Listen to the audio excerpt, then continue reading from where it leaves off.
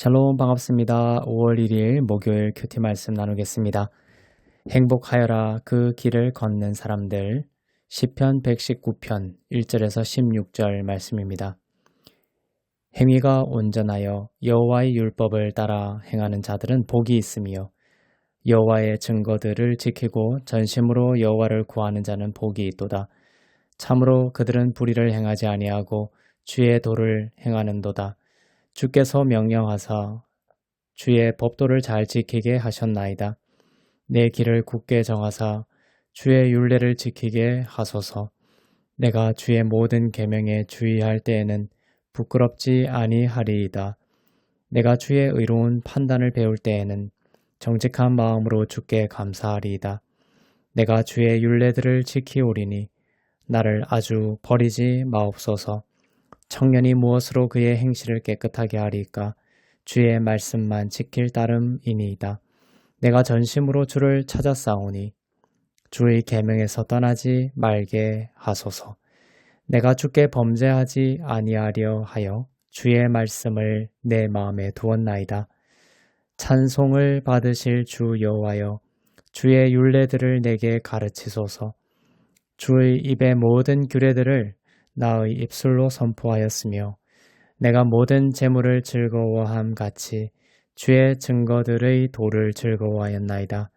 내가 주의 법도들을 작은 소리로 읊조리며 주의 길들을 주의하며 주의 율례들을 즐거워하며 주의 말씀을 잊지 아니하리이다. 아멘. 시편 중에서 가장 긴 절을 가지고 있는 시편 119편의 말씀을 묵상합니다. 오늘은 119편의 1절부터 16절 말씀입니다. 1절은 이렇게 시작합니다. 행위가 온전하여 여호와의 율법을 따라 행하는 자들은 복이 있으며. 하나님의 말씀은 틀림이 없고 정확한 진리이죠.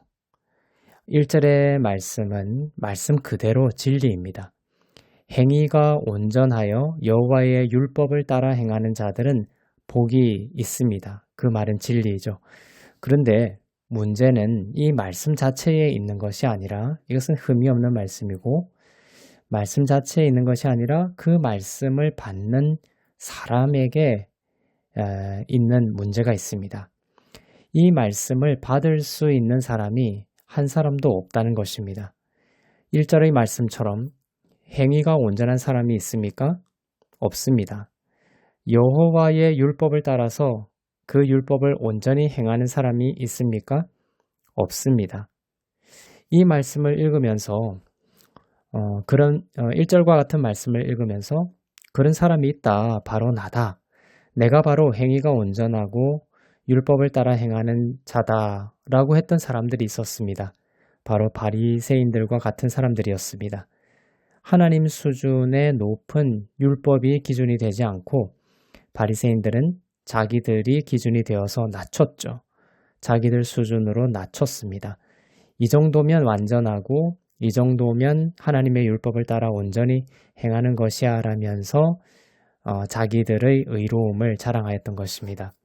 그러나 그런 자들을 예수님은 독사의 새끼들아라고 말씀하셨습니다.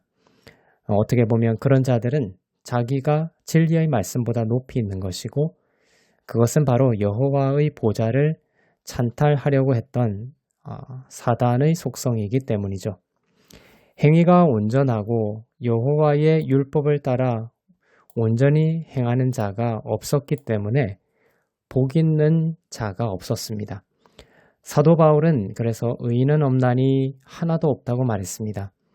로마서 3장 9절에서 10절 말씀 보겠습니다. 그러면 어떠하냐? 우리는 나으냐? 결코 아니라 유대인이나 헬라인이나 다 죄 아래에 있다고 우리가 이미 선언하였느니라. 기록된 바 의인은 없나니 하나도 없으며. 이 시편을 노래한 사람은 유대인이었고 이 유대인이 시편 고백을 1절과 같이 했죠.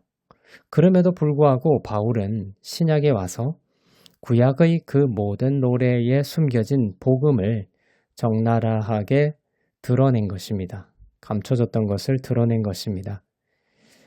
유대인이나 헬라인이나 다 죄 아래 있고 이 땅에 의인은 아무도 없다는 것을 선언한 것입니다. 이러한 복음을 알고서야 시편을 제대로 읽을 수 있습니다.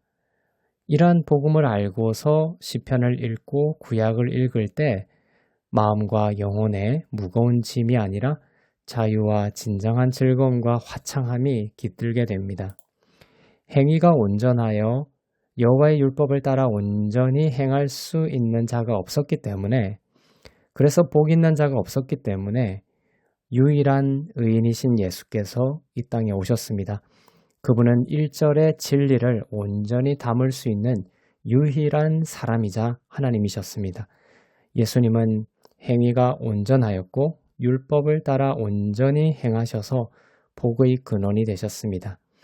예수님으로 인해 어떤 일이 일어났습니까? 이제 예수를 믿는 자는 온전한 자로 여김을 받게 되었습니다. 예수님 때문에 말이죠.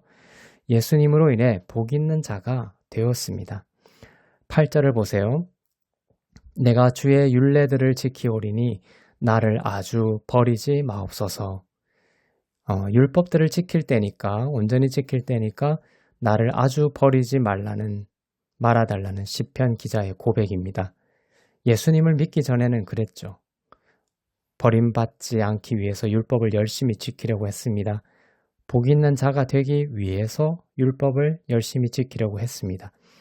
그러나 예수님이 오신 후로는 예수를 믿는 자들은 버림받지 않기 위해서가 아니라 자격 없어서 버림받을 수밖에 없었던 나를 결코 이제는 버리지 않으시는 그 은혜가 흘러넘쳐서, 그 감사가 흘러넘쳐서 하나님의 말씀을 따라 살려는 자들이 된 것이죠.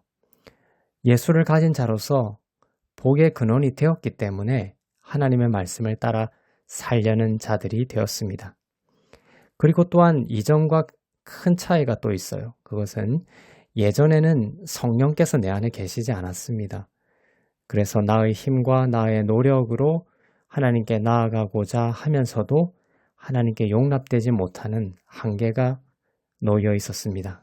그러나 예수를 믿는 자들에게는 이제 성령께서 그 안에 계시면서 친히 일하세요.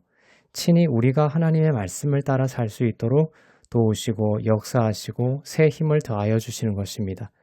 그리고 내주하시는 그 성령께서 계심으로 인하여 우리는 하나님 아버지께 나아갈 때에 온전히 용납받게 되는 것입니다. 이처럼 율법과 하나님의 말씀은 그리스도를 통과한 말씀으로 우리에게 읽히고 묵상될 때에 진정한 진리의 말씀이 됩니다. 그래서 골로새서 3장 16절에서는 그리스도의 말씀이 너희 속에 풍성히 거하기를 명하고 있습니다. 그리스도의 말씀이라고 밝히고 있죠. 하나님의 말씀이 그리스도의 피가 묻은 말씀으로 우리에게 읽히고 심겨질 때 그 말씀이 우리 안에서 생명의 말씀으로 개화한다라는 것입니다.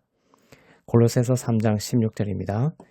그리스도의 말씀이 너희 속에 풍성히 거하여 모든 지혜로 피차 가르치며 권면하고 시와 찬송과 신령한 노래를 부르며 감사하는 마음으로 하나님을 찬양하고.